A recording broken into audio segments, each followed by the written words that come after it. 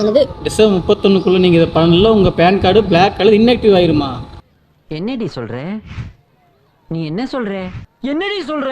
ஆமாங்க, இப்போ புதுசாக போட்டுக்கிற ரூல்ஸ் படி வர 31க்குள்ளே நீங்கள் இதை பண்ணலைன்னா உங்கள் PAN card black colour inactive ஆயிரும். உங்கள் PAN card black colour inactive ஆகாமல் இருக்கு. நான் சொல்கிற ஃபாலோ பண்ண ட்ரிக்ஸை ஃபாலோ பண்ணுங்கள். வாங்க வீடியோக்குள்ளே போகலாம்.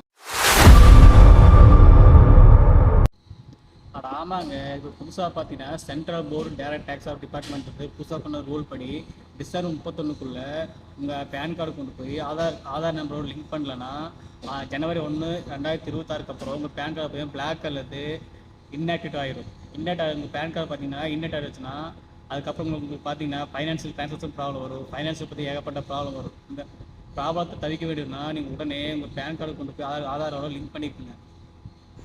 சரி வாங்க வீடியோக்குள்ளே போய் நம்ம எப்படி பேன் கார்டை லிங்க் பண்ணலான்னு சொல்லி பார்க்கலாம் வாங்க. ஃபஸ்ட்டு ஃபோனை ஆன் பண்ணி க்ரோம் ப்ரௌசர் ஓப்பன் பண்ணுங்கள்.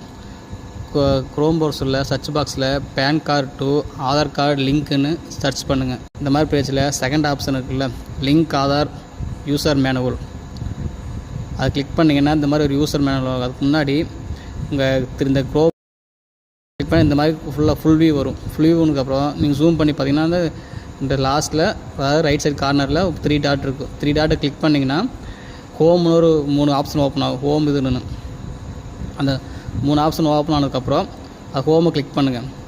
ஹோமை கிளிக் பண்ணிங்கன்னா இந்த மாதிரி ஒரு பேஜ் ஓப்பன் ஆகும். இதில் எல்லா ஆப்ஷன் காட்டும். நமக்கு தேவையானது இந்த லிங்க் ஆதார் ஆப்ஷன் மட்டும்தான். அதை கிளிக் பண்ணிங்கன்னா அடுத்த பேஜ் ஓப்பன் ஆகும். அடுத்தது கொஞ்சம் லோட் ஆனதுக்கப்புறம் அது அடுத்த பேஜ் ஓப்பன் ஆகும். அந்த பேஜில் பார்த்தீங்கன்னா இப்படி ஒரு லிங்க் ஆதாரம் ஒரு பேஜ் ஓப்பன் ஆகும். இதில் பார்த்தீங்கன்னா உங்களோட பேன் கார்டு நம்பரும் ஆதார் கார்டு நம்பரும் தப்பு இல்லாமல் கரெக்டாக என்ட்ரி பண்ணுங்கள். பேன் கார்டு நம்பர் எப்பவுமே கேப்ஸில் தான் இருக்கும். அது கரெக்டாக பார்த்து கரெக்டாக என்ட்ரி பண்ணுங்கள். அதுக்கப்புறம் உங்கள் பேன் கார்டு நம்பரும் கரெக்டாக என்ட்ரி பண்ணுங்கள்.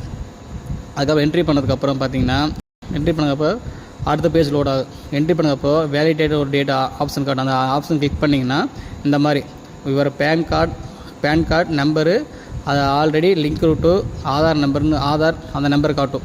ஆல்ரெடி உங்கள் லிங்க் இந்த மாதிரி ஆப்ஷன் தான் காட்டும். லிங்க் ஆகலைன்னா நாட் லிங்க்டுன்னு ஒரு ஆப்ஷன் அந்த மாதிரி ஒரு ரெட் கலர் பாக்ஸில் காட்டும்.